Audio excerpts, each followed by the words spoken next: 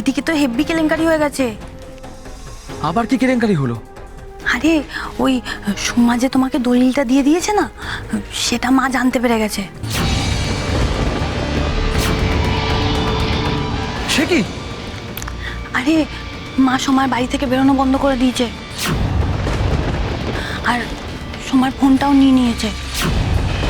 শোনো না, ওই মা তোমাকে ডেকেছে না, সেটাও এই ব্যাপারেই কথা বলবে বলে।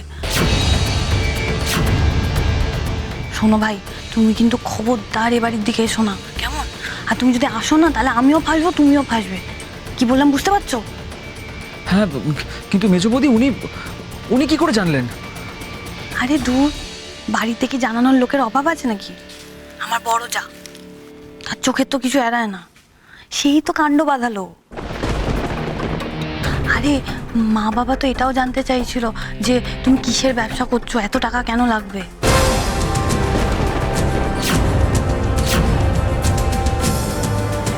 ও, এই জন্যই আমি ভাবছিলাম যে আমাকে তো জরুরি তলব কেন।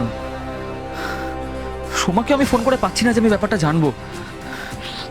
মেজো বৌদি এনিওয়ে ভালোই হলো, মানে ভাগ্যিস আপনি আমায় খবরটা দিলেন, নাহলে তো। কাকুলি সবসময় সবার ভালো করে, কিন্তু নিজের ভালো একটু বেশি করে। এই শোনো না, বলছি যে তুমি না কেকাকে নিয়ে এখন বেশি ঘুরতে বেরিও না, কেমন? সুমা তো দেখে ফেলেইছে, ওটা অনেক কষ্টে সামলানো গেছে, কিন্তু অন্য কেউ যদি দেখে ফেলে না, কেস খেয়ে যাবো, বুঝলে? আচ্ছা শোনো না, তোমার যদি কেকার সাথে দেখা করতে খুব ইচ্ছা করে, তাহলে তুমি আমাদের বাড়ি চলে যাও, কেমন? হ্যাঁ, সে ঠিক আছে।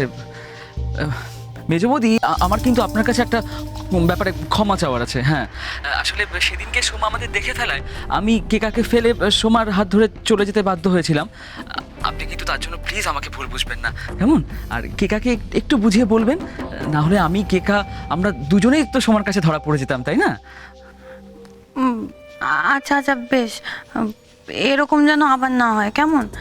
আর যেটা বললাম সেটা মাথায় রাখো, কাল এ বাড়িতে খবরদার এসো না, ঠিক আছে? ঠিক আছে, রাখছি।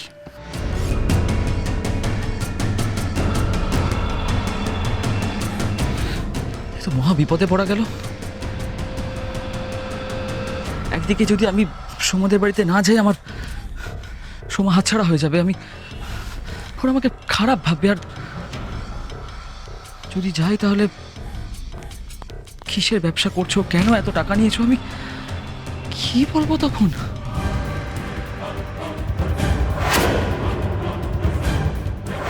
সোমার বড় বৌদিটা সত্যি খুব চালাক, ওকে টপকে কিছু করা মুশকিলের। কিন্তু আমি তো এইভাবে হেরে যেতে পারি না। আমার এত দিনের পরিশ্রম, আমার এত পরিকল্পনা, আমার সবকিছু আমি এভাবে শেষ করে দিতে পারি না।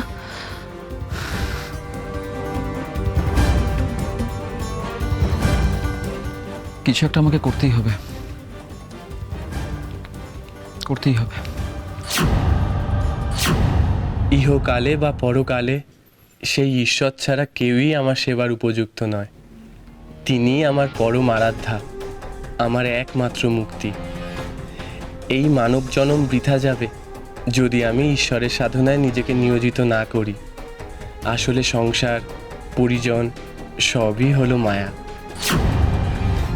পিতা মাতাও আমাদের পূজ্য, কিন্তু ঈশ্বরের থেকে কেহই বড় নয়। এই সমগ্র বিশ্ব সংসার মানুষকে ভোগ বিলাস ব্যসনের মোহে আচ্ছন্ন করে তাকে ঈশ্বর সাধনার পথ থেকে বিচ্যুত করে। মানুষ এসবের বন্ধনে যত নিজেকে জড়িয়ে ফেলে, তত সে দুঃখ ভোগ করে।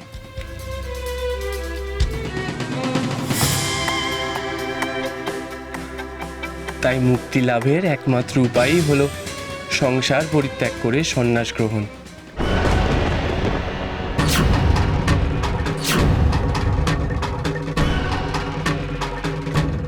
দেবল কি আবার সংসার ত্যাগ করার কথা ভাবছে? না না, আর আমি দেবলকে হারাতে পারবো না। একবার যখন ও ফিরেছে, তখন আমি কিছুতেই আর বাড়ি ছেড়ে যেতে দেবো না। স্বামী স্ত্রী পুত্র কন্যার বন্ধন মানুষকে দুর্বল থেকে দুর্বলতর করে দেয়। নিরামিষ আহার গ্রহণ, বাহারি পোশাক পরিত্যাগ করে নিজেকে ভোগ বাসনা থেকে দূরে রাখা, এই সবই মানুষকে পরম আরাধ্যা ঈশ্বরের নিকট নিয়ে যায়।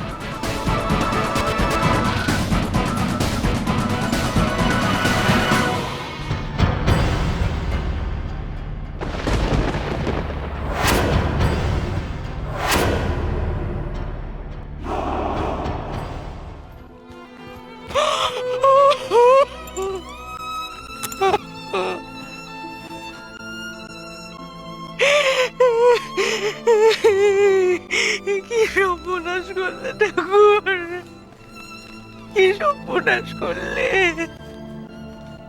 আর সমস্ত জোয়ান ছেলেটাকে তুমি সন্ন্যাসের পথে নিয়ে গেলে, আর কোন ভাবে শাস্তি তুমি দিচ্ছ দেখো। মা, মা কি হলো মা? আপনি কাঁদছেন কেন? মা কি হলো? মা, মা আপনি আমায় বলুন, আপনার মনটা হালকা লাগবে।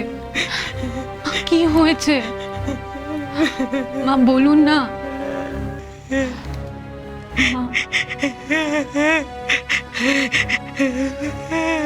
মা, তুমি যাও না বাবা, যাও ঠাকুর ঘরে যাও, গিয়ে দেওয়ালকে দেখো, বুঝবে আমি কেন কাঁদছি, বুঝবে।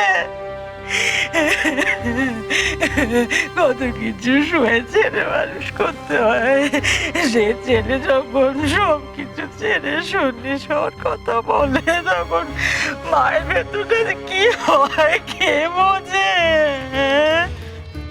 সন্ন্যাস নেওয়ার বয়স আমাদের, আমার অতটুকু ছেলে মাছ মাংস ছেড়ে নিয়ে খেয়ে রয়েছে, সংসারের বিলাস ব্যাসন থেকে দূরে সন্ন্যাস হয়ে পড়ে আছে। মায়ের যে কি জ্বালা, কেউ বোঝে না আমার বাবা। আপনি আমার উপর ভরসা রাখুন, আমি দেবলকে সন্ন্যাসী হতে দেব না। তুমি যত সহজ কাজ ভাবছো অত সহজ কাজ নয় বড় বাবা। এ তো আমি একটু আগে নিজের কাছে শুনে এলুম যে এখনো গিয়ে উদ্ধার করার কথা ভাবছে।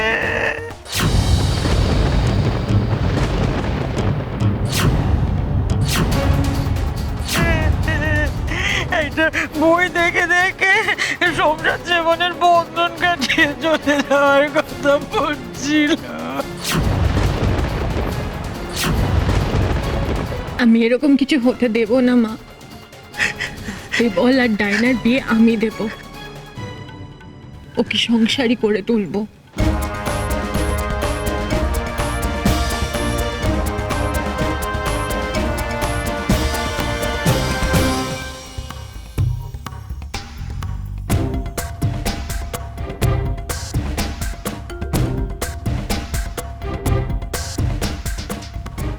আমি জানি পারলে তুমি পারবে,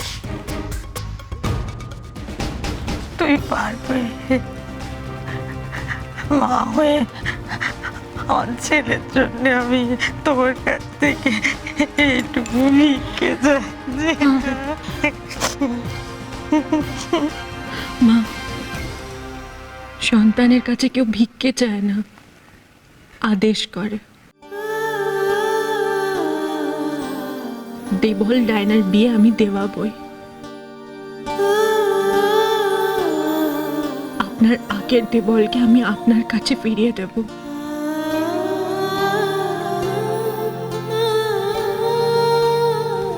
জানি না সেটা কি করে করব, কিন্তু আমাকে পারতেই হবে,